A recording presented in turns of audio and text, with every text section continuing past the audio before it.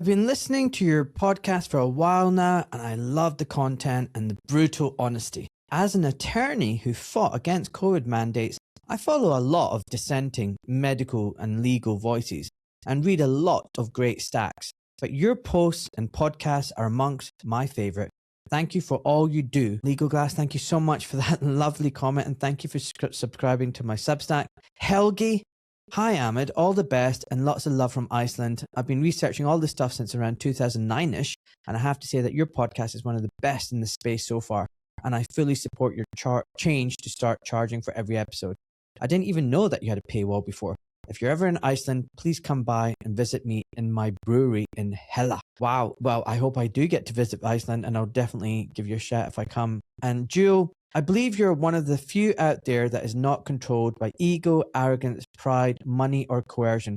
It is truly humbling to discover how much of our lives are based on lies which we failed to question. And to everyone else who's signed up and become a supporter on Spotify and on Substack, I just want to say thank you so much and welcome. You're part of a wonderful tribe and you keep this show alive, and I'm most grateful. Okay, let's get into the show. You are listening to the Dogmatic podcast. This show is 100% independent and fully funded by listeners like yourself. So, if you wish to support Ahmed in all that he is doing, then please subscribe to his channel on Spotify or his Substack. Or simply buy him a coffee with a one-off donation, links to which can be found at dotmalik.com.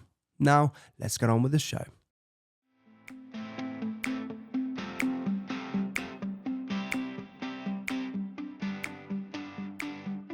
So, Rurik, honestly, listen, thanks for coming back. I so enjoyed our chat last time. I mean, the stuff that you went on about Plato and the Platonic ideas and how a lot of that has shaped the authoritarian, totalitarian thinking in the last decades and centuries. It was like mind-blowing. So, yeah, thanks for that.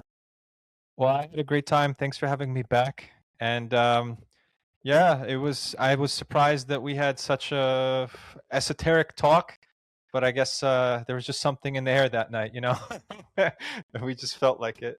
So yeah, I mean, I think it's like, I think we're both fundamentally deeply philosophical. But look, I'm an amateur. I've never had any formal education in philosophy. I didn't even know what philosophy was up until a few years ago. I haven't read learned papers and books by philosophers, but there's something that I'm going to do. But I love philosophy. I love thinking about things and why we are where we are today. Where did we come from? Where are we going?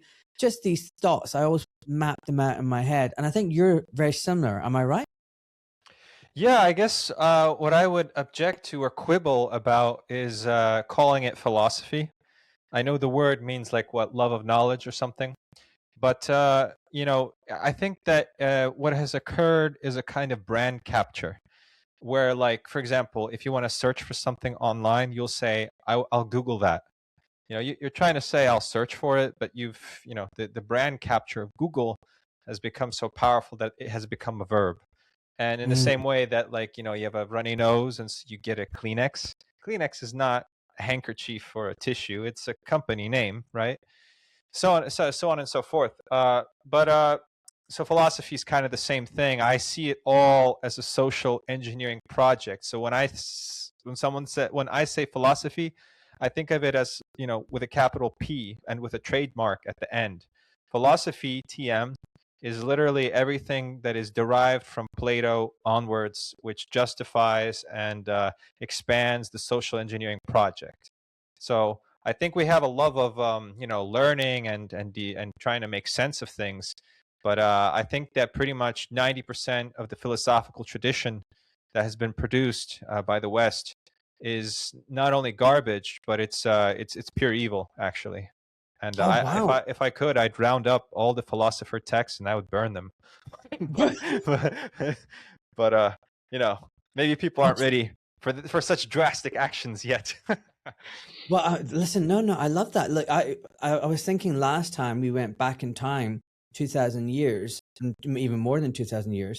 Let's stick to something contemporary and let's talk about Iran and what is going on. But before we do that, no, expand a little bit more. What do you mean by, you know, social engineering? You'd burn them all. Yeah, fascinated. What do you mean by that? And I kind of understand, because I think what I don't like is intellectualism. I don't like it when people intellectualize and complicate what are essentially simple things in life, Yeah. and they just use flowery language, flowery words, big words, words that people don't understand, trying to make themselves seem and appear so clever, so superior, and basically confuse, obfuscate, and just, muddy the waters when things are really, really simple.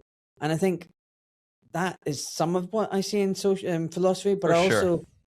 I want to understand what I've got other ideas, but I want to hear from you. What do you mean, like 90% plus you've been it? Why? Well, you also said you wanted something contemporary, and I think I can provide that when we get into discussion of Iran. I think I can tie in the ancient myths and ancient social engineering agendas with the current situation in Iran. I think it would turn out really interesting as we get into that. But to answer your question, again, it's everything that we think of as philosophy, or most of it, is essentially a Plato project. It's all derived from Plato. And the philosophers will tell you that themselves. They will call themselves, Platonists, or everything that they're arguing with or about is in relation to Plato and Aristotle. So you have the Hegelians. I mean, it's Platonic. Kant. It's Platonic thought as well. And most of these philosophers, we only really know about them because they served the state in some capacity, and so their philosophy was useful to the powers that be. That's why they weren't burned and their works weren't destroyed or censored, and that's why we're taught about it to this day. It was either Hegel or Kant that was basically the core historian of Prussia under the Frederick the Great, and he was justifying what at the time was the most barbarous state or government in all of Europe that was waging war on all of its neighbors, and he needed like a philosophy to sort of justify this, and also to put Prussia on the intellectual map as not just a thieving, slaving, military outpost, but like as a court worth being in. And he basically just reconstructed Neo-Spartanism. And so a lot of people complain about like the education system, for example. They'll say, oh, it's based on the Prussian model, like you send your kids to school and they're being drilled in the Prussian way. And that's true. Basically, our school systems are designed on the Prussian model, but the Prussians were borrowing from Sparta. So, I mean, you could spend all your time trying to decode what these philosophers were trying to say, and they spoke a coded language. Like they use words like that have double meanings. So just you can read it with like a normal English translation or whatever, and you won't understand any of it because they'll use simple words like kitchen sink or something like that, and it'll mean something completely different. It's a philosophical term, and so they create these entire vocabularies and castles in the sky. But when you like cut through it all, they are just talking about Plato. They are just talking about Sparta. They are just talking about social engineering, justifying it, coming up with ways to make it more palatable, and that sort of thing. And that's it. You can sort of skip all the weird stuff that they do about, like, I mean, everyone talks about the Hegelian dialectic, right? Action, reaction, synthesis. The elite cause a problem. They offer. Then people react to it and they offer a solution to it, and that's the agenda. That's how they get the agenda to march forward, right?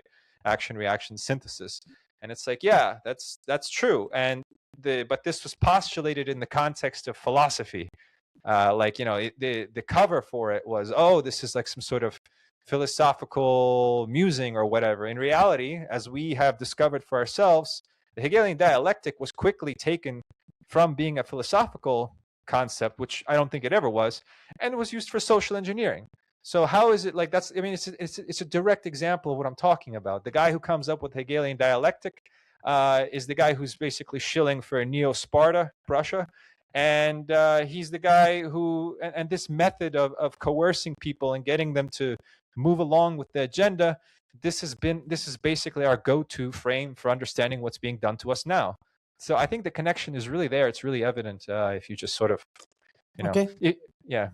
And I think clarify, when we talk about social engineering, it is the manipulation of the masses, the public, the proletariat, whatever you want to call it, the people, by those who are in power for their own good, not necessarily for the people's good. The But system that they tell, build is so artificial that it requires inordinate amounts of effort to maintain. It requires inordinate amounts of coercion, manipulation, propagandizing, obfuscation, and all these tricks. And these tricks were all developed by one philosopher or another at some point in history. They were, the guys were developing their century's equivalent of MK Ultra. That's how you should view are they philosophers. all bad? I mean, take for example, Francois Marie Arout, known as Voltaire. And he was locked up in the Bastille twice for what he was writing about. He was mocking powerful figures. He talked about freedom of speech. He was against censorship. He was against religious intolerance. He was very skeptical of authority. You know, Someone like him, is he also a bad guy? I mean, Yeah, because I mean, the thing is that pretty much all of our history, modern political history, from as best as we can reconstruct it, depending on how far back you think the histories accurately go, it's a battle between two systems. It's a battle between Platonism and Christianity, or one version of Abrahamism or another. So in Muslim countries, they have the same dichotomy, and they have their own version of Platonism. There's a guy called Alpharabius or Al-Farabi. The Greeks called him Alpharabius. Anyway, it doesn't matter. Like how'd you spell his name? How'd you spell his name? well, the Greek version of the spelling is like Alpha and then Rabius, and then the Arab version is Al-Farabi. Okay. And he wrote, like, so this gets to the foundations, and I think this is a good place to pick up because that's where we sort of ended the discussion last time. But you have a guy called Augustine who writes City of God, and it's considered the foundational work of political and religious philosophy in the West. I don't know. Are you familiar with that? Have you heard of that? City of God? No, City of God. I think I have. Yes. Right. It's so basically Augustine is trying to explain why Western Roman Empire collapsed. And so he basically comes up with this explanation, and he proposes this model going forward for what they're going to build in its place. And he has basically two utopias that he has in mind: a perfect utopia and a second best utopia. What does that sound like? And so the first utopia is the city of God, and then the second one is the city of man. And so it's exactly like the republic versus laws. So Plato had the ideal utopian state that he wanted to impose, and then he had the second best utopian state that he wanted to impose. And so there you go. However, in the standard chronology, 7 centuries have passed since Plato, and now we have Augustine, the Carthaginian of Hippo, I think, and he's basically picking up the discussion exactly where it was left off, and he's once again proposing a utopian city model, and he's once again saying, well, we got a first best option and a second best option. Nothing has changed. 700 years have passed, and we're talking about the exact same thing. And then this Alpharabius that I put up writes a book. I think it's called The Virtuous City. The Virtuous City. The Virtuous City.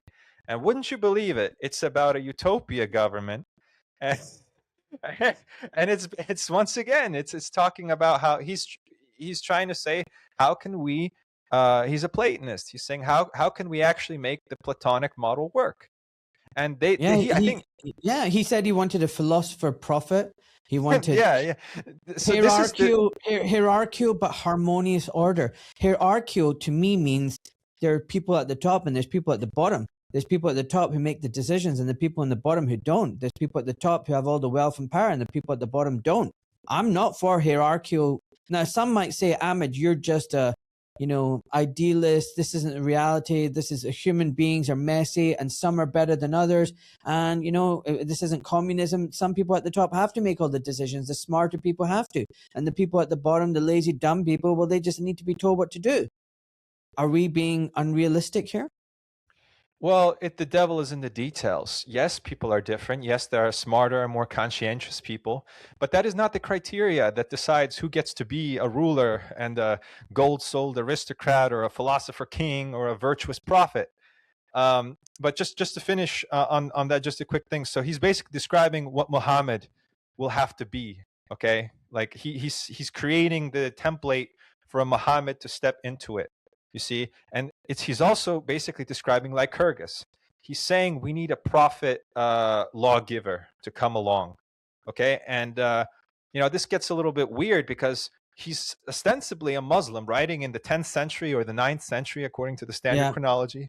No mention of Muhammad, no mention of the Quran. He doesn't cite the Quran, no hadiths, no surah. How is that possible? He's in a Muslim.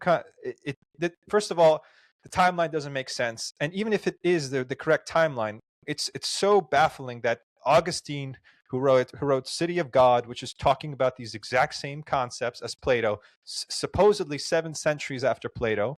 Then we have a time skip of how many centuries? 7 more centuries. Or 6 more centuries, and we pick back up with Al-Farabi, and he's talking about the exact same thing. It's incredible, isn't it? And then we'll do another time. Augustine of Hippo was 450 years before Al-Farabi. So you're right. I mean, 450 years is a long time. And they're picking, I mean, the name of the books, I mean, the City of God, Virtuous City, I mean, that's all kind of the same thing, isn't it? Yeah, it's all the Republic versus Laws of Plato. It's the same thing. It's the exact same thing. That's all philosophy is, man. I'm telling you. It's once you understand Plato. I mean, someone, I think it was Alfred Whitehouse or something. He said that philosophy are the footnotes to Plato. That's a famous quote. I'm not sure if I got the. Isn't that incredible that one person, thousands of years ago, has made such a profound impact on humanity? I mean, he is arguably, it's Muhammad that made the impact. However, or it's Jesus, or it's Moses, right? Or it's Buddha or something. But if you take our conspiratorial lens and you arrange the chronology in the way that I suggest, which is that Plato came before all of this, then he's the architect behind the scenes. However, if you ask any layperson or 99% of people, they'll argue with these fake constructed prophet lawgivers. They'll say it was the prophet lawgiver of my country or my religion. That's the guy who really. And it's like, yeah, but it's kind of funny that he fits the template that Plato and Al-Farabi and Augustine outline. Like, well, what are the odds of that happening? So people. Yeah, I was gonna say, sorry for interrupting. Let's just do an elevator pitch on both Christianity, Jesus, and Islam, Muhammad. Why are they genuine? Are they fake? Are they constructs? What are they? What are they all about? Well, I can quote the mullahs of Tehran. I can quote Khomeini, the previous supreme leader, the supreme religious leader. He based the Iranian government after the overthrow of the Shah. He based it on Al-Farabi. He based it on Plato. He's open about it. The Iranian Khomeini and Khamenei both have said that Iran is the ideal Platonic state. Really? Yes. You can Google that. They have there's public statements. They were also part of this underground, not like a student circle or like a academic scholarly society dedicated to Neoplatonism. So they basically were these Platonic wizards before they came to power. But yes, Iran. That's why it's called the Republic. It's the Iranian People's Republic of Iran, right? It's the Republic. Yeah. It's not really a republic. I mean, if you look at it's not a republican structure. Like when we think of a republic, we think of Rome. When they use the term republic, they're referring to Plato. It's once again, it's a philosophy word that takes a normal word or a word that we think means something else, and it's got an esoteric occult meaning that only the philosophers understand. In the same way that you have the Democratic People's Republic of Korea, which is also built on Platonic principles. It's very explicit. And are they really democratic? Are they really a republic? No, not even close. I mean, I'm not saying it to say that they're evil or something, But just, structurally, factually speaking, this is not what we would consider a republic. It's definitely nothing like the French Republic or the American Republic. So why are they saying that they're republics? Because they're referencing Plato. In fact, the red star that the communists use, and that it's the emblem of the North Korean state. That's the star of the Pythagorean Brotherhood, the pentacle, the 5-pointed star. That's supposed to symbolize the ideal man, the transformed man, the Übermensch. These are very old ideas. Okay, they the Übermensch. I'm kind of skipping all over the place. I think you need to reel me in, or I'll start ranting about tangentially related stuff. But I mean, even if you go to my point is that even if you go to some far-flung peninsula with some bizarre hermit kingdom there, and you'd think, well, surely North Korea has nothing to do with these topics that we're discussing, ancient Greece and ancient Maccabean revolts or whatever from last time. But you'd be exactly wrong, actually. North Korea is 100% an example of the ideal Platonic state as described in the Republic. And they're consciously imitating it, even the symbology that they use. And if you know the history of how it came to be, how it came about, it becomes even more readily apparent that that's exactly what happened. In contrast, you could say that a state like South Korea is the second best utopian republic because they're Christian. And well, that's it's a whole other tangent, I guess you could say. But the point I'm making is that these ideas explain about 90% of what's happening in the contemporary world, what happened a couple centuries ago. These ancient conspiracies are 100% relevant. So it actually does make sense to learn about them. So in terms of the Iran, let's go back to Iran a bit. So the Khomeini, I think the difference with the Platonic ideas, instead of having a philosopher king, they've got this religious jurist. So now basically it's people who are scholarly, wise in religion, so they rule with their superior knowledge and wisdom. And they don't, rather than popular democracy. But then some people would argue they have elections in Iran and, they elect their officials. So isn't that a democracy? The Soviet Union had elections too. You had to vote for people that were only in the Communist Party. Nobody else was allowed. But yeah, you could vote. It's voting is not the defining characteristic of any of these political systems. In fact, in most political systems, you get to vote. But I think voting is more just a psychological ritual, psychological operation. Agreed. So yes, you could vote in the Soviet Union. I think you can vote in North Korea. You could vote in Iran. That's not really what's going on here. But you've got your sanctioned candidate A or B. You can never get any. And to be honest, it's no different in the West, is it? You get to pick Biden or Trump, and they're both working for the same people. It's just a different. So I think the way the biggest psyop is convincing people that they have power and that they can have, and they also have choice, and they can vote in their leader and vote out, and actually it's just to pacify the masses. Because I agree. If the masses realized that they didn't have any choice, then there'd be revolt, and they'd be like pitchforks out in the street. But the way you avoid that is, one, the king of old is no longer out there in public domain. You don't know who the real puppet master is. They're hidden. You don't know their name. You don't know their face. And then they use puppets, and they control both puppets. And you then think you're voting in your favorite puppet. And, it doesn't matter which puppet you vote in. The real king, the real power broker, is there pulling the strings from the shadows. And we can't see them. We don't know about them. And mention of them is conspiratorial. So we're all pacified and we're kept subdued. That's what modern day voting and democracy is all about, in my opinion. I couldn't agree with you more. This isn't to say that one country has it better than another country. I think they're pretty much all doing one version or another of the thing that I'm complaining about. Just to be clear, you know. Yeah. I don't want So people to. can I go back to Iran a little bit? So it's really funny if you look at Iranian history. It's just so desperately sad. America discovers oil and starts refining it in the late 1800s.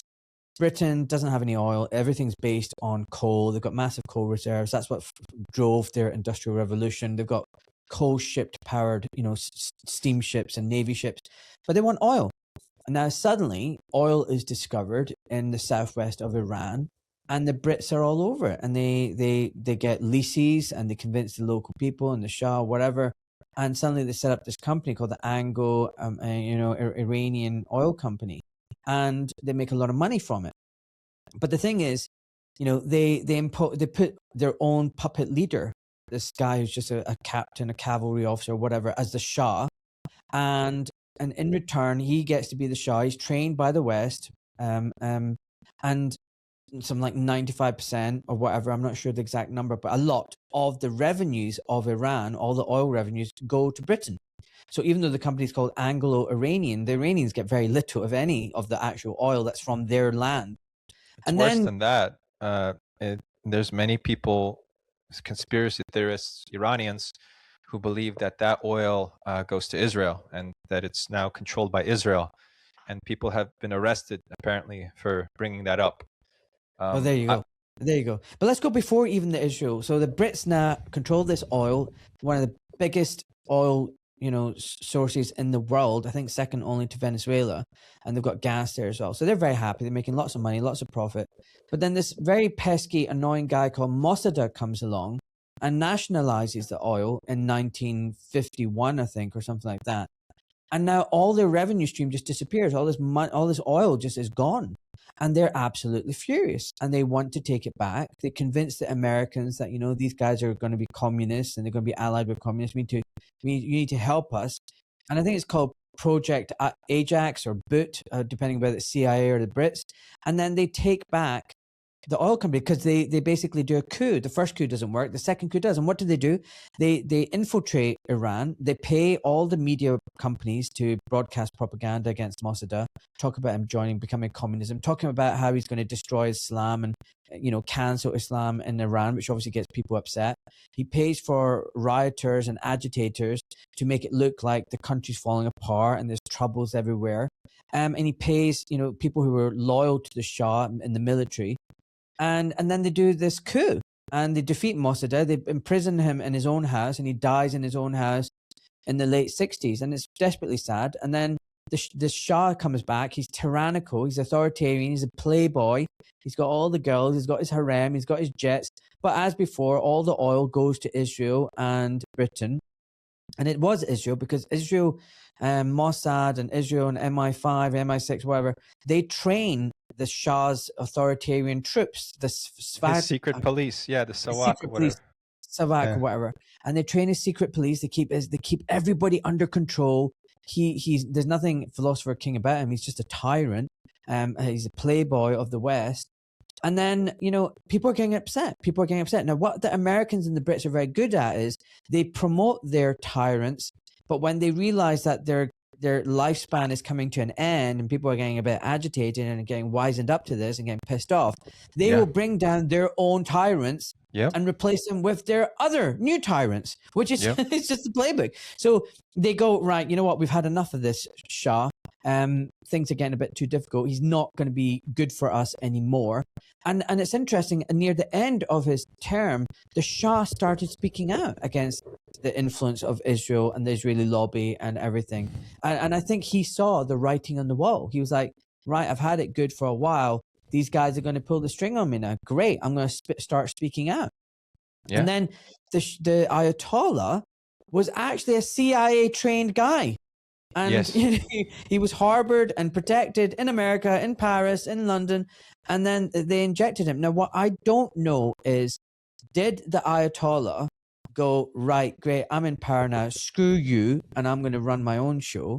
No. Or has he been playing this role ever since, this quasi-opposition, this mullah bad guy, and he's still a servant of the globalists and the bankers and the Israelis? Is that still the case? Because if that is, that's amazing. Because And I'm worried because some people are saying, do you know what? Everything's a show. Iran is working with them. They're all the globalists. They're all the same. And I think the worry is that that's not true, that, you know, they're independent. They don't have a Rothschild bank.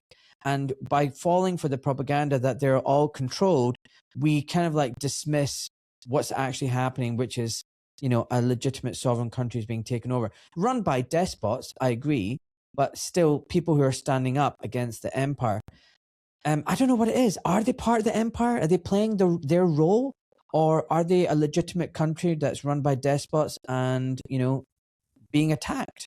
I just don't know what to believe anymore. Well, hi, everybody. Little interruption to remind you that I offer a consultation service. If you want to navigate the sick care system, if you've got an acute illness that you're dealing with, or even a chronic illness that you need to shake off and recover from or reverse, if you want to get a second opinion, you want some advice, knowing what questions to ask of your doctor, I'm here for you. I have a unique position, having been a mainstream doctor and surgeon for 25 years, but also someone who understands the alternative health care system. And I'm telling you, there's minefields in both. Sometimes it can be so confusing knowing which way to turn and what's right and what's not right, because there's so much conflicting noise and advice. So I'm practicing medicine as one truly should be, which is empowering and educating the patient to be their own doctor. I'm offering consultations where I empower you with wisdom and knowledge so that you ask better questions and you can find solutions that are typically concealed or hidden from you by the mainstream doctors. I believe in medical ethics and I believe in informed consent. I have no other agenda. I practice first, do no harm to the patient. So if this resonates with you, please visit my web docmalik.com, where you can see the booking page and read all the reviews from past patients that I've been able to help. And while you're there, check out my website, because there's a shop section with affiliate links to products that my family and I use. These are all wonderful companies. They're all aligned with our values. And these products are not things that I would not be recommending if they were genuinely not brilliant, such as sea green supplements, sauna, and Nudum skincare, etc., etc. So do check out my affiliate page. It's another way that you can support the show. And another thing you can do is just share my content. And if you haven't already, follow my channel and leave a review if you can on Spotify or Apple Podcasts. Okay, folks, that's enough of me. Back to the show. Thank you so much. Lots of love. No, you've already the fact that you know that history. You know, I don't have to. It's the hardest part is just getting people to learn the basic facts. Everything that you just spelled out is correct. That's the correct thing. I mean, we can add a few details here and there, but that is the basic frame. And what people don't understand is that what you explained, that they will put in a puppet and then they will topple their puppet. And Julian Assange explained this tactic in his WikiLeaks book. And he basically and I've my bread and butter, you know, and I'm not talking about ancient conspiracies, is I believe that this concept, which I call the permanent revolution, is what explains American and Israeli foreign policy. They maintain a permanent state of chaos in the world, and this is a Trotskyite philosophy. So you know, what happens is that in the U.S., so there's the revolution in Russia, and the Bolsheviks take power, and it ends up being two factions: Trotskyites and the Stalinites.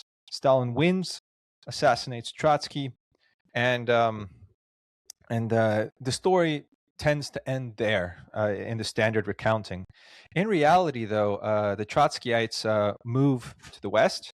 Many of them are already in the West, and they become the neocons in America. So many of the neocons are sons or descendants of literal mass murderers and red Bolsheviks that came over. And the American... They infiltrate the Fabians. I mean, the Fabians were already not great. And there are politicians, our MPs, our prime minister, you know, they're all Trotskyists. Blair, Keir Starmer, all these people. Yeah. And the thing is that, okay, but people don't understand what Trotsky was talking about. So what Trotsky believed was that, and this is like a deeper philosophical point, I guess you could say. Mostly, it's a structural point. He's saying that basically there's this problem where, let's say you have a revolution, and then 100 years down the line, the principles of the revolution have been lost. They have been diluted. And so you've basically had this divergence. And this is basically a natural process, as I would put it. So imagine you have a wound, and over time your wound starts to scab up and heal. And eventually you're just left with a scar, and that's it. Your wound has recovered. And the problem that Trotsky's trying to solve is, how do I keep that wound open? How do I keep the revolutionary fervor going? How do I keep, you see, people don't understand that revolutions are actually reversions. They're actually a return to fundamentalism. And so, what happens is that, you have a revolution, like, for example, the Christians take over Rome. What happens next is that Christianity gets paganized over the subsequent centuries. All of a sudden, you have the cult of the saints. You have all these, you have this, gargoyles on cathedrals. You have representative art, which is explicitly banned in the Bible, which is why Protestants don't do representative art. They don't allow it.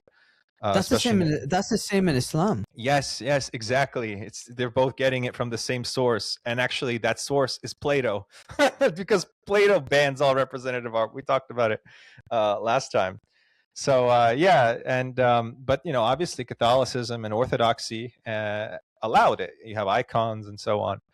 And so that's clearly haram. That's not allowed in the Bible. And eventually someone will come along who points that out, and he'll say, whoa, what's going on? We've strayed from the fundamentalist principles. We need a revolution to get back to the way things were. That's what Martin Luther was about. He said he believed, the first book he wrote was that Jesus Christ was born a Jew. He was one of like 2 people in Europe that could speak, that understood Hebrew. So he was able to read the Masoretic Bible, the Hebrew Bible, and he was in communication with the rabbis who were teaching him, basically. And so he came up with this idea, or they gave him this idea, that basically what happened is that Christianity became tainted. It became too pagan. And that's the reason why the Jews refused to convert. So they had the real, original, pure strain of the Bible. And so if we got rid of all the pagan elements in Christianity, then everything would be fine, and we would be able to have the Jews convert to Christianity. And this is kind of like the whole point of Christianity, in the sense that once they do that, once the Jews convert, the end times begin. So that there's this constant, like, the church is very, it's like Lycurgus, right? So, you can't change the laws of Sparta until Lycurgus returns from his journeys, and he never comes back. In the same way, the system of Christianity is set up on the idea that basically a time will come when the Jews convert, and bada bing, bada boom, the end times kicks off, and Jesus will return. And, basically everything, we won't need the church anymore. Can you imagine having a girlfriend and saying, I love you, but I need you to change who you are. like I don't love you as you are right now. I love you because of who you can become. So I want you to change who you are. It's just so. I could see the reverse. Crazy. I could see a girlfriend saying that to her boyfriend, because that's what they all say. But well, I'm just saying it as a guy. But yeah, absolutely. The girl is like, absolutely. I mean, I think people try and do that all the time. Girls do that. From what I hear from my guy friends all the time, they're like, I want you to change. I want you to stop meeting your friends. I want you to stop doing all this guy shit. Just be this person they're I angels. want you to be. They're goddesses that are perfect in every single way, and they don't need to change nothing. Yeah. Well, I think maybe it's got to do with Barbie and Ken. They think the boys are Ken, that they can dress up and change. I don't know. Yeah, it's a good point. Anyway, let's get back to Christianity, Martin Luther. Yeah, so I mean, look, you have this obviously paganized version of Christianity. Martin Luther's like, well, hold on a sec. I'm reading the Bible here, talking to the rabbis, and they're telling me that you shouldn't have saints, you shouldn't do this, you shouldn't do that, you shouldn't have music. By the way, it's the same. It's the same in Islam. Yeah. So in Islam, there's some sects. Sorry for interjecting. I think you might find it interesting. In Islam, in Pakistan and India, there's a thing called pir, and they are saints. And the Muslims, certain groups of Muslims will go to the grave sites of these famous saints who died, who were philosophers and scholarly people, and pray to the saints that, you know, something will happen for them, good will happen, you know, but basically pray to the saints. That's and then there haram. are other Muslims who are like, oh my God, this is completely heretical, this is blasphemous, the only person you should pray to is God. Why are we praying to saints? Yeah. But I don't know, is it something about human nature? People want to pray because to a dead people are person? naturally pagan. They're naturally like, you want to deify heroes. You want to worship your ancestors. You want to honor your ancestors' memory. I'll give you an example. In Russia, there's something called the Immortal March or the Immortal Brigade. And basically, on the Victory Day for, I think, May 9th, you have these, it was started actually kind of recently, like I think 20 years ago or something, and it really grew.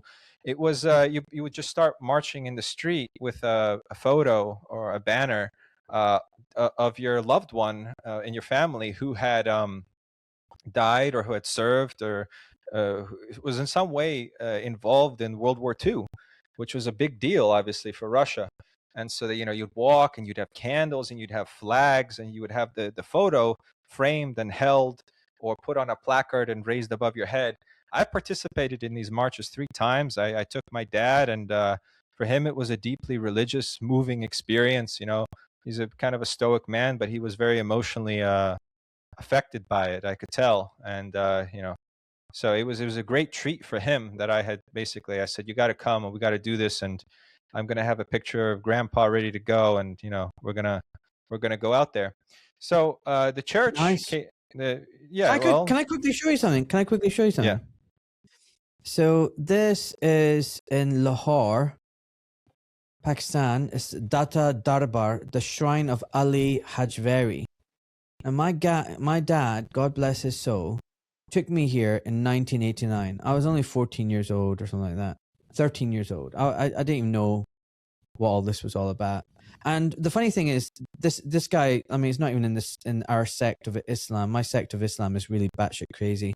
They believe in the promised Messiah, the second coming of Jesus has come already. But my dad took me here, and he wanted to show me how saints were worshipped. And there were people, thousands of people, and they're all going there, they're all praying, touching the, you know, his mausoleum or whatever. It was I'll never forget it as a kid. And I just thought, wow. And he was like, you know, we're not meant to pray and worship dead people, but here you are. Muslims are doing it in this country. And I think that my dad was just trying to teach me a lesson. I kind of went over my head at the time, but you know, when as a kid, you sometimes have these memories and you never forget them. But anyway, Yeah. that's that. Well, I mean, so my story is the same, and except the church in Russia, Orthodox Church, priests have come out and condemned that march as pagan idolatry.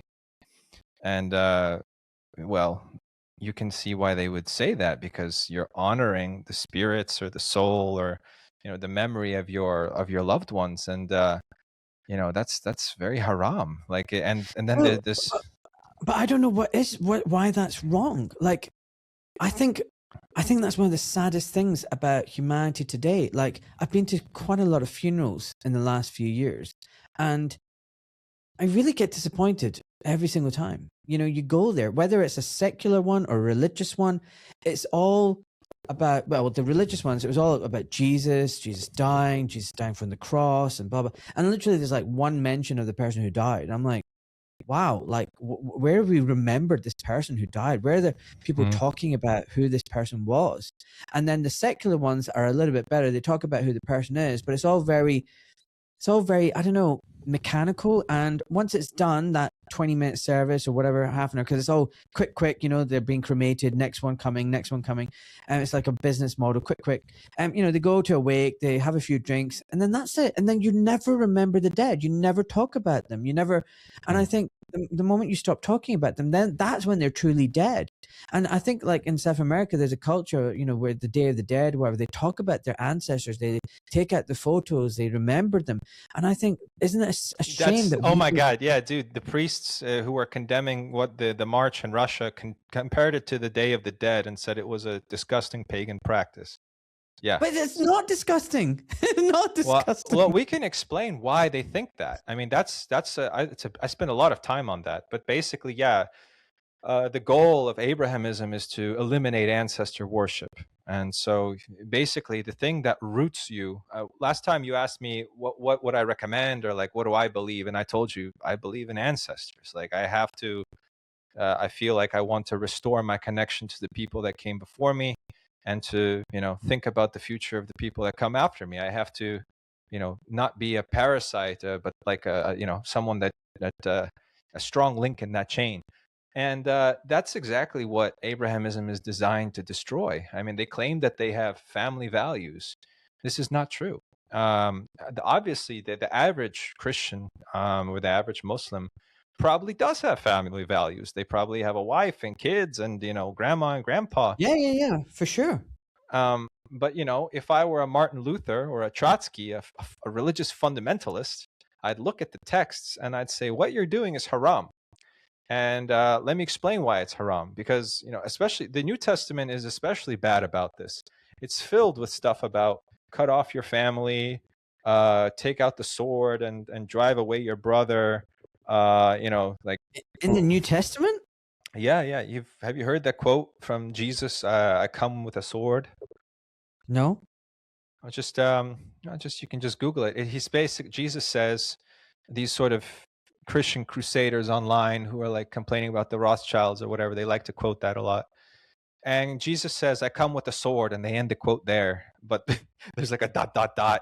I come with the sword to cleave or to cut apart, to cut brother away from brother, father. Whoa. No, I found it. I'm going to read it to you. Matthew 10:34. Do not think that I have come to bring peace to the earth. I have not come to bring peace, but a sword. Whoa. I've never come across this. I've not read the Bible, so I don't know this. And immediately afterwards, it says, for I have come to set a man against his father, a daughter against her mother, and a daughter-in-law against her mother-in-law. A man's enemy will be the members of his own household. What? Yeah, Jesus. So, again, why is he saying this? Well, that's the thing that we're getting at here. That's the whole point of the religion, like structurally speaking. And then in speaking. Luke, by the way, in Luke 12:51, he said, do you think I came to bring peace on earth? No, I tell you, but division. Huh? Yeah. What? He's there to separate the unclean from the clean, the believers from the unbelievers, the ones who will burn and the ones who will not burn. Okay, so it's simple. It's like it's exactly what the modern political establishment does. They create a wedge issue, something stupid, and those that accept it are going to heaven. They're on the right side of history, and everyone else has to be condemned. Is he arguing that, look, there was family loyalty, religious law, communal identity, and if you accept Jesus as the Messiah, well, it's going to cause problems, and some people are going to believe in him and some people are not, and that's the reason why there'll be divisions. Is that what you're talking about? That's why he's saying there's going to be fracture? Sure, but it's also an active injunction to denounce your family, and that comes in other passages and in Acts and in just historical records that we have of what these Christians were up to. So yeah, it's basically it's turning people against each other, family against one another. And so I can really I'm just saying, I'm just being devil's advocate. It could be an active injunction, this is how it is. It could also just reflect that him saying, look, do you know what? There's not going to be instant harmony and kumbaya. What my message is just going to upset a lot of people, and it might mean that, you know what, families are going to be divided. Be prepared for that. I'm just saying, devil's advocate. Sure, but there are plenty of historical instances of people who took my interpretation of it, earnestly, who really believed in it and implemented it, right? So, can I quickly just say something? You know what really confuses me? In the Quran, there's a lot of footnotes and commentary, and then the Bible's the same, and I think in Judaism it's the same. People, the Bible scholars, the Quran scholars, they pour over the meanings and the ambiguities and the double meanings, and I'm like, am I being really simplistic and stupid when I say, surely a message from God should be very simple, easily understood, and unambiguous? Shouldn't but that? If that were the case, if, for example, if civil law in America or straightforward, easily understood, who, how would the lawyers make their money and buy their yachts and their vacation homes? You need the law to be as opaque and confusing as possible and contradictory so that lawyers can have a job. And it's the same for priests.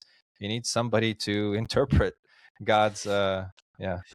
Absolutely. So my argument is whether it's the Bible, the Quran, the Torah, whatever. I mean, the fact that there are scholars poring over it with different opinions, and and even in Islam, you've got sects now because one group of Muslims will say, no, this is what the Quran means, and other people say, no, this is what the Quran means, and this is what Muhammad actually meant. And I think Christianity is no different. That's why you've got sects in Christianity as well, because people have different interpretations of what Christianity is.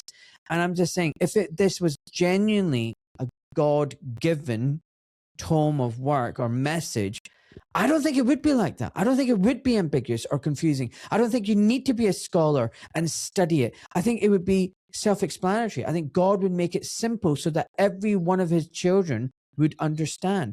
So by definition, therefore, these aren't works of God. Is that controversial?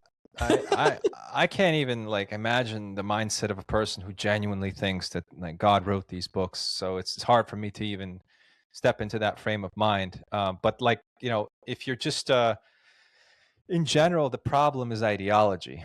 The concept of ideology is a very bizarre artificial construct that we've come to accept, and we've become inert to it in the same way that smartphones were novel to us 10 years ago, and now everyone has one and we don't think anything of having a supercomputer in our pocket that also spies on us. But it's the same thing with the concept of ideology. Everyone thinks, oh, well, you got to have an ideology. There's nothing wrong with ideology. People have different ideologies. Ideology is a totally invented thing. It's invented by Plato, and it's used as a weapon. So you can't find two people in the world that perfectly agree on anything ideologically. It's impossible. You and I probably could if we were of the contentious sort, or if someone wanted to create a wedge between us, they would create some sort of ideological tiff, some sort of ideological debate. And so every single time you want to divide people or socially engineer a war, or come up with some sort of thing to achieve actual political social ends, you go to the ambiguous text that's been edited, revised, fixed and doctored 10 times over. You find an ambiguous passage, you hone in on it, you tweak it, or you reinterpret it, and you set off another ideological/religious war. You can do it with anything, with Marxist Leninism, which is essentially a religion. Ideology is a religion. It can be a political ideology. Marxism is a religion, fundamentally. But I'll give you a very concrete example of what I mean. Everyone likes to talk about the Schofield Bible nowadays, right? And how Schofield changed the definitions of how he added to the Bible that you have to support Israel, basically. And that's why Americans and Protestants support Israel, and they're doing these weird prayer circles to pray for Iranians to be killed and to support the Jews. And Hegseth, this Department of War guy, he considers himself a Christian nationalist crusader, and he's got these tattoos of crosses and stuff. It's disgusting. And there's the top spiritual leader of the White House who's having these bizarre, those high roller evangelical, where she starts chanting and saying, I have a prayer, and the prayer will come true, that Iran will go up in flames. Oh, Jesus, pray. There's these videos. Yeah, this is the top spiritual advisor, the head spiritual advisor of the Trump administration, talking about blowing up or supporting Israel in their campaigns. And you know what? I've heard that since Trump came in and Hegseth, they've appointed all these far-right nut job, conservative Christian Zionist, military leaders, generals, colonels, whatever. And there's been complaints from military people what the heck? They're talking about this Christian crusade against Islam, and this is going to bring about I heard the about end time. that. Yeah, that they're trying to trigger the end times. Exactly. And I'm so confused because I'm I thought the Iranians were the the religious nut jobs. Like, what the hell is happening? Like, everybody sounds like a religious nut job now. The mullahs in Iran, you got the Christian fundamentalists in America, you got the Zionists in Israel. Like, everybody's losing the plot. This is a very troubling development. After 3 centuries of secularism, we are right back at, in the dark ages of really disgusting superstition, and they've really driven people into this. I mean, the mullahs, they came to power and they drove Iran into poverty, forced the smartest people to flee. Their looting and their mismanagement of the country, creating a desert where there was this verdant, lush agricultural land, water Where's this? crisis. Where's this? The protests that started like in the summer were over the water crisis. Basically the government had mismanaged the water tables, and it was this giant corruption thing. And then that they'd beaten up and shut up anybody who'd spoken out against it. So people went out to protest. This is in Iran. Yeah. So I've got a friend, a very close friend. The shout out to my friend Ali, and he's Iranian, British Iranian, and I love him to bits. He's the one that convinced me to grow a beard. Anyway, he was saying it's not that complicated, Ahmed. It's so hard in Iran, and it sounds like his family were on the side of the Shah, and they fled after that. And he's very sympathetic to what's going on now. And he's like, Iran, the rulers are awful. They need to be overthrown. And we kind of welcome what's happening. We know the Zionists and the Jews want all our land and oil, but they already have it, and they're just evil. But surely under their rule, we will have a slightly better quality of life than what we have now. And that makes me sad, because it makes me think, well, no, like, your family benefited under the Shah. That's why you resent the new regime, because you lost your favor when he was overthrown. And, but he talks about how normal Iranians can't access money from the banks. There is no money. But then I think, is that really just the regime, or is it the fact that they've had crippling sanctions, blockades? Their country's not been allowed to function normally for the last 15, 20 years. So obviously things are going to be tough for the average Iranian. A great example of what you're saying, or like a parallel situation, is with Cuba. So, so I'm not saying the Iranian regime is great, but I just feel like surely it's better for the people to naturally, organically sort out their own household, their own shit. And if they want to overthrow their tyrannical leader, all power to them.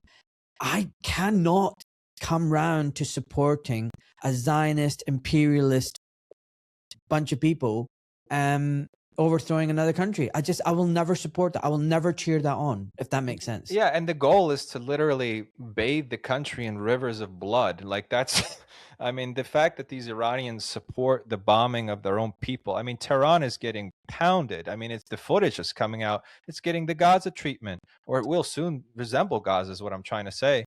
I mean, it's insane. Like, oh yeah, this is a sacrifice that we have to make. What? How many thousands of your own people are going to be incinerated? Like, So what would you do if you were the Iranian leadership? What would you do? Would you just surrender? What would you do? Well, again, I like you. I think the Iranian leadership are CIA assets. So they were put into power, and they did exactly what they were supposed to do when they took power. They degraded Iran. They started this pointless war against Iraq, another client of the Americans. I thought Iraq started it. I thought it was Saddam Hussein who got the nod. So the Shias took power. They turned on their masters, and then America went, great, now you're going to invade Iran. It was the Iraqis that invaded first. Saddam Hussein was their puppet and launched the war. Yeah, sure. I've heard both versions. I mean, that's probably the 80% correct version of it. But the point is, they were both American projects. And the Soviet Union, for example, had their own guy, a communist that they wanted to topple the Shah and put their communist into power. And the Americans moved, a deal was cut. The leader of the KGB, a guy called Andropov, real name Fleckenstein, Jewish Trotskyist, he cut a deal with the Americans and said, okay, you can have Iran, and we're going to go into Afghanistan instead, and we're just going to muck around there and lose 10,000 men and start, it's a whole conspiracy in the Soviet Union, basically, that like Iran was going to be conquered in 10 days. They had this whole operation worked out. They were going to install their puppet, invade. This is like 1978, 1979. Everything was ready to go, and they were going to do it via Azerbaijan, of course, because Azerbaijan is the battering ram that will be used against Iran, because the Azeris have controlled Iran. I mean, even the Shah is the son of an illiterate Azeri goat herder. So and the government in Tehran is mostly of Azeri extraction. So it's sort of like an Azeri occupation government, you could say. Anyway, like even Ahmadinejad, for example, he's famously an Azeri by ethnicity or self-identification. So Wow. So okay, but could it be that they turned on their masters and now are independent? I mean, like, if they turned on their masters, why didn't they get nukes? Why didn't they actually prepare like people now think that some people argue that there's no such thing as nukes. But anyway, moving on. True. The reason why I'm saying is, look at China, CCP. Apparently, that was heavily funded and supported by Jewish Bolsheviks from the Soviet Union, and then the American Trotskyists, yes. And is that to say that they're still under the pay of the Americans and the globalists, or are they now? Do you know that Xi's daughter, the New York Times or the Washington Post ran an article saying Xi's daughter lives in New York. That really? Xi's daughter is in America. Yeah. You can actually, I think I have a tab. I have it in the tab right here. Let me just double check here. Xi Jinping. I mean, what did China's first daughter find in America? The New Yorker. That's what it was. But yeah, I mean, Xi was in Iowa, right? So he was studying in Iowa. He's a huge Americanophile. He basically loves everything about America.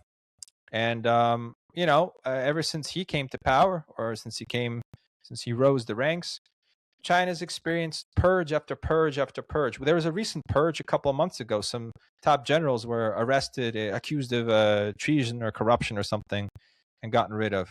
Who's being purged? Why is the guy who studied in America, whose daughter is in America, why is he purging people? I mean, why did the Americans, if China is their enemy, why did they send over all their high-tech industries, their factories, their capital, like machines, making machines? Why did they couple their entire economy with the communist Chinese enemy state that is hell-bent on overthrowing American values and everything that we care about? Would you give your enemy all of your manufacturing base and all of your high technology? Does that make sense? If it's a differentiation, because who is it? Is it really rank and file Americans, or is it the globalists who currently occupy America? And if it's the globalists who currently occupy America, they're not loyal to any country. Well, they don't really care. They'll do whatever it takes to have power and money. They're setting up a future war against China, that's for sure. But to make sure things are under control, they need to make sure that they have their own people in the Chinese government sabotaging it from within. And so you're saying it's like the First and Second World War, they were funding both sides? They always fund both sides. I mean, American company Texas Instruments was caught sending over critical like hardware circuit board type stuff to Russia to help them make their drones and their missiles, their modified missiles. This was a big investigation that came out. Nobody talked about it. I don't even think that they shut it down. There's for example, Silicon Valley under Elon Musk and some other big names was transferring hundreds of millions of dollars worth of high tech over to Moscow, to Skolkovo, which is this project run by a Jewish oligarch in a friend of Putin. And they were setting up the Silicon Valley of Russia. And these are the guys who also imported Sputnik, who created Sputnik. Really, they imported AstraZeneca. That's what Sputnik is. These are the guys who set the COVID policy. These are the guys who set the AI digitification of society policy with the scanners everywhere, biometrics. This is all Elon Musk money. Like, it was all taken from America. Hundreds of millions of American dollars were invested in what is now being blamed for creating high-end Russian weaponry. And Texas Instruments was sending over parts. I already said that, and some other companies too. So So, yeah. so what do you think is going on in Iran right now? Why are they doing that? Why are they blowing each other like in Tel Aviv and Tehran? I mean, surely it's not good for them. Like, well, why would they do that? I don't think Israel's getting hit that hard. I've seen the videos as well, but I think when the dust clears, I'd be very surprised if more than 300 Israelis are dead. In contrast, I think thousands upon thousands of Iranians will be dead.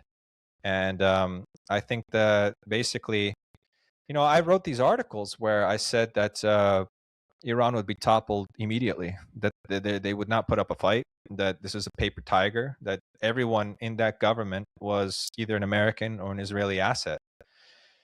And people, I guess, can counter and say, well, if that's true, why did they kill them on the first day? And I have to be honest, I neither Assange had an adequate explanation for this, nor do I. I don't know what they have over these puppet leaders. I mean, it is indisputable that Saddam Hussein was an American asset. Nobody, this is not like fringe knowledge. The Americans helped him take power, propped up his regime, gave him those weapons that they then went to war to supposedly take away from him. He no longer had them anymore. Including the mustard gas that he used on the Kurds. Yeah. And then indisputably, they took him out, they captured him, and they executed him. And I can go down the list. This is sort of a central theme or a message of my blog. I call it the hoax war hypothesis. They put these puppets into power everywhere. They then eventually toppled them and replaced them with an even worse puppet. Why do the puppets look around and see all these other puppets falling and being replaced and not do something? Why don't they Yeah, exactly. Yeah. I don't know. They must have something terrifying on these people. And Putin, in my opinion, is one of these puppets. And I can trace the story. I mean, he's been an Americanophile his whole life, his whole career. He's been trying to get Russia into NATO. He's been trying to completely destroy the Soviet legacy of autarky, self-sufficiency, everything. He's, in the early interviews that you can watch of him, and like when he was in the 2000s, he's describing himself. I know. Okay, yeah. But just stop. We'll come back to Putin and Russia in a second. Right. Still haven't finished with Iran. So you were wrong that they were going to capitulate day one. They're hitting all the radar stations. Billions of dollars of early warning, radar detection systems have all been shot down by the Iranians. They've got their missiles. They're fighting. I mean, they haven't collapsed. Well, I think actually I did get it wrong because I was nowhere near pessimistic enough. There's no air defense over Iran at the moment. I mean, this isn't really philosophy. This is just like depends on what sources you believe in. But like, there are now B-52 bombers that are bombing Iran. You don't send in those lumbering, old, easy to hit, heavy planes unless you've completely neutralized your opponent's ability to shoot them down. How do you know B-52s are over Iran? I thought they were firing these weapons that from 200 to 300 kilometers away, these massive missiles, and that's how they're getting them. The Americans? No, the Americans are bombing mostly with these bombing raids. With the they're basically sending missiles. Are you sure about that? They're flying over the country and dropping bombs. Yeah, I think so. I mean, to the extent that any of us can know who aren't in the Situation Room, I've just seen the reports that that's what they're doing. So maybe they are, maybe they aren't. But there's footage, obviously, of Iran going up in flames. And I have to say, how many American ships have been sunk? How many American planes have been shot down by Iran? I don't see any effective air defense. And let's just, this is very contentious. People get mad about saying that. Let's dial the clocks back to the 12-day war in summer. Now, with the gift of hindsight, Iran was rocked. They had critical facilities taken out. They were bombed with impunity. They didn't shoot down a single. They claimed that they shot down one Israeli jet. They then officially retracted that claim a couple weeks before the second round started. So the Americans and the Israelis bombed Iran in the summer over the 12-day war with impunity. Impunity. And everyone was speculating, like, wait a second, they have these air defenses. Why weren't they turned on? How is that possible? And now, the Iranians themselves will say, well, we've been finding these Mossad traitors and we've been executing them in our government, like the guy who was in charge of the Qum's special brigade, or the special shock troops of, like, whatever, some general. Apparently, you wouldn't believe this. He used to lecture at a Western university about Jewish theology, and what do you know? Like, he's a Mossad, collaborator or an asset. You know what I don't understand is how do Mossad and the West get people to turn on their own people? You never hear of Iranian agents turning Israelis against the Israeli government. Platonism. So that's what you do, is you tell them that they're the gold souls, that they're the philosopher kings, that they're better than everybody else, that they're initiated. That's how all secret societies work, right? I mean, these are people who are from your country or maybe even your neighbors, but they fill their heads with this thing like you're superior to everyone else, and these secret things. And usually, like if it's the British system, they sodomize you. So that's what the British elite was doing to itself with, like, for example, the public school system. Folks, if you've enjoyed this conversation, please share it with someone who needs to hear it. This podcast survives because of listeners like you. If you want to hear the second half of this podcast, then please consider becoming a paid subscriber to continue supporting independent conversations. And if you want personalized support for your own health or those of your loved ones, then book a consultation. It's available at docmalik.com. Thanks for being part of this journey.